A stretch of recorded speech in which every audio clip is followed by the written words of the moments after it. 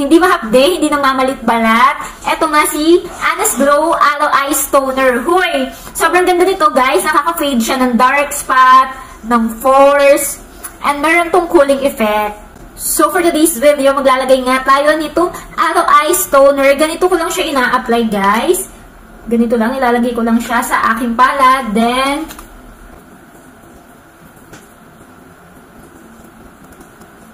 tapos kung saan yung may pimples, katulad nito, yan, andyan yung pimples ko, dyan ko siya pinupuruhan. Ayan, yung mga may pimples, dyan ko lang siya dinadamihan.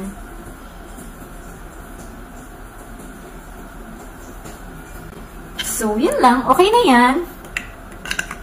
Tapos, lalagyan ko na lang siya ng sunscreen. Huy! Nagamit ko nga to every night and day. And malapit na siyang maubos. Kaya nga naman, bumili na ako ng dalawa.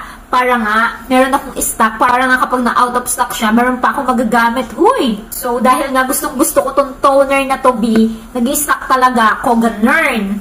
Ang ganda nga ng ingredients nito, guys. Eto, oh, ang ganda. Basahin nyo na lang. Ang hirap kasi basahin. Makakabulol. Pero isa sa mga nagustuhan ko na ingredients nito is ang niacinamide, arbutin, collagen, glycolic acid, salicylic acid. Basta, ang ganda ng ingredients niya, guys. Basahin nyo na lang. Kita nyo ba? Ang ganda ng ingredients niya, guys. Kaya naman gustong-gusto ko talaga itong si Aloe Eyes Toner. Mura lang to, guys. Wala pa itong 100 pesos. Huy!